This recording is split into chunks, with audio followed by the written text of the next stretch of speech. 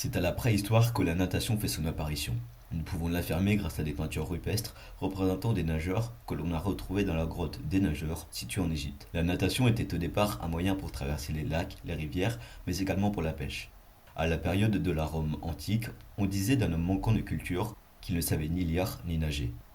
Il s'agissait d'abord d'une pratique humaine, par exemple pour se laver. Par la suite, elle est devenue une activité ludique avec les termes romains. Ce sont les Vikings qui utilisent la natation en tant que pratique militaire pour la première fois.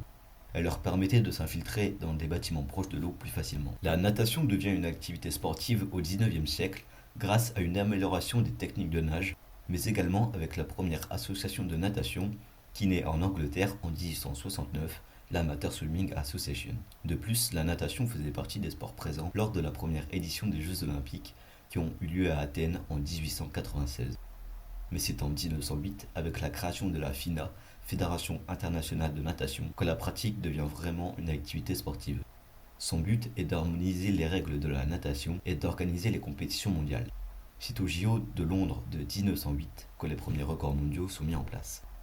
Si l'on devait retenir une date dans l'histoire de la natation moderne, c'est bien 1953, date à laquelle on reconnaît les 4 nages actuelles que l'on peut diviser en 2 catégories, les nages simultanées et les nages alternatives. Dans la première catégorie, les bras effectuent le même mouvement en même temps. C'est ce qu'il se passe en papillon lorsque les bras exercent une traction pour propulser le corps vers l'avant. Le retour des bras se fait au-dessus de la surface de l'eau. Il s'agit de la deuxième nage la plus rapide. La brasse fait également partie de cette catégorie. Les bras et les jambes effectuent le même mouvement de manière symétrique. Les jambes font des ciseaux de brasse et les bras imitent ce mouvement. Le retour de bras se fait cette fois sous l'eau. Il s'agit de la nage la plus codifiée, mais également la plus lente. Pour faire un virage ou une arrivée dans ces 2 nages, les 2 mains doivent toucher en même temps, sinon le nageur est disqualifié. Dans la catégorie des nages alternatives, on retrouve le dos crawlé, la seule à se nager sur le dos. Le nageur effectue un mouvement alternatif des bras. Il s'agit de la 3e nage la plus rapide. Finissons avec le crawl, la nage la plus ancienne, la moins codée, mais la plus rapide. Il s'agit du même mouvement que pour le dos crawlé, mais cette fois sur le ventre, et la respiration se fait sur le côté. À la base de tout, le nageur a besoin d'une piscine. Pour qu'un bassin puisse être utilisé en compétition officielle, il doit mesurer 50 mètres de long, 25 mètres de large et contenir 10 couloirs. Le kit du parfait nageur contient un bonnet de bain, même s'il n'est pas obligatoire, des lunettes, un pince-nez pour les courses en dos.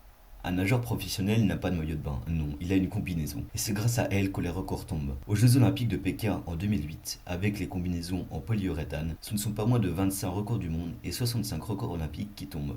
Le polyuréthane est interdit à partir de 2009 avec le retour des combinaisons en tissu.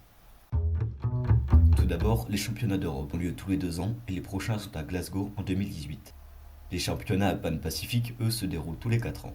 On y retrouve des nageurs d'Australie, du Canada, des États-Unis, du Japon, ainsi que d'autres pays invités, bordés nécessairement par l'océan Pacifique, tels que la Chine, la Corée du Sud ou la Nouvelle-Zélande. Les derniers ont lieu à Gold Coast, en Australie, en 2014. Les championnats du monde se font tous les 2 ans, lors des années impaires. Les prochains sont donc en 2017 à Budapest. Et pour finir avec la compétition la plus convoitée des sportifs, les Jeux Olympiques qui ont lieu tous les 4 ans. Les prochains sont à Tokyo en 2020. Johnny Weissmuller est né en 1904 dans l'Empire Autriche-Hongrie et il est mort en 1984. Le 9 juillet 1922, il est le premier homme à passer sous la barre symbolique d'une minute au 100 mètres nage libre avec 58 secondes et 6 centièmes. Au JO de Paris en 1924, il remporte 3 titres, dont celui sur 100 mètres nage libre. Il gagnera encore cette épreuve aux Jeux Olympiques d'Amsterdam en 1928. Il a interrompu sa carrière après être resté 10 ans invaincu. Comment parler de natation sans parler de Michael Phelps, lui qui est né en 1985 à Baltimore et qui est le sportif le plus titré de l'histoire des Jeux Olympiques, avec un total de 28 médailles, dont 23 en or, mais également le nageur le plus titré au championnat du monde, avec 26 médailles d'or en 10 ans. Il commence à se faire connaître en 2001 lorsqu'il remporte le 200 mètres papillon au championnat du monde alors qu'il n'a que 16 ans. Mais c'est en 2008, au JO de Pékin, que le talent éclate à son plein potentiel, lorsqu'il remporte les 8 épreuves sur lesquelles il était engagé en améliorant les records du monde de 7 de ces épreuves. C'est à ce moment qu'il prend la place du meilleur nageur de tous les temps. À Londres en 2012, il remporte encore 4 titres et annonce sa retraite. En 2014, il annonce son retour à la compétition, mais suite à un contrôle en état d'ivresse, La Fédération de natation américaine lui interdit de participer au championnat du monde de 2015. Il fait son retour au JO de Rio en 2016 où il ajoute 5 titres à son palmarès déjà titanesque.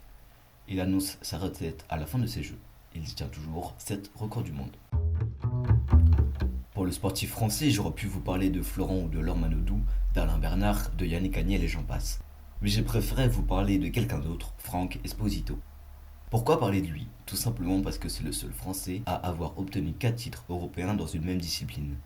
De plus, il a été sur la scène professionnelle pendant près de 13 ans, en commençant aux Jeux méditerranéens de 1991 et en finissant aux JO d'Athènes de 2004.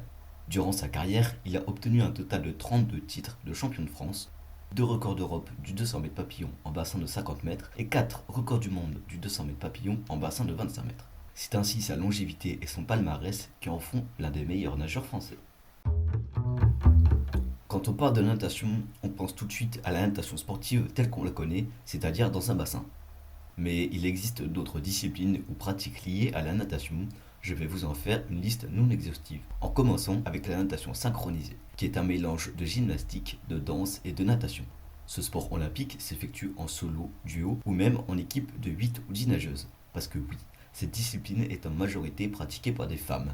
L'épreuve de natation synchronisée au JO n'est d'ailleurs réservée qu'aux femmes. Passons au water polo, sport opposant 2 équipes de 7 joueurs et de 6 remplaçants. C'est un sport olympique pour les hommes et pour les femmes depuis 2000. Il était déjà depuis 1900, mais seulement pour les hommes. On peut le comparer au handball, mais dans l'eau. L'eau libre correspond à de la natation en milieu naturel, lac, rivière et mer. Ce sont la plupart du temps des épreuves de longue distance. Le 10 km eau libre est une discipline olympique depuis les JO de Pékin en 2008. En lien avec l'eau libre, parlons de l'Everest de la natation, la traversée de la Manche. C'est une distance de 34 km, seulement autorisée dans le sens Angleterre-France, de Douvres à Calais. Plus de 1500 nageurs ont effectué ces traversées. Le record est détenu depuis 2012 par Trent Grimsey, un Australien, l'ayant réalisé en 6h55 minutes. Nous avons jusqu'à présent parlé des pratiques sportives, mais on peut également parler des pratiques pour le loisir. Avec l'aquagym, comme son nom l'indique, il s'agit de faire de la gym dans l'eau. L'aquabike, faire du vélo dans l'eau. Le plus réputé de tous, l'aquaponey. C'était Benoît pour cette première Minute Sport, en espérant que le concept vous plaise. À la prochaine.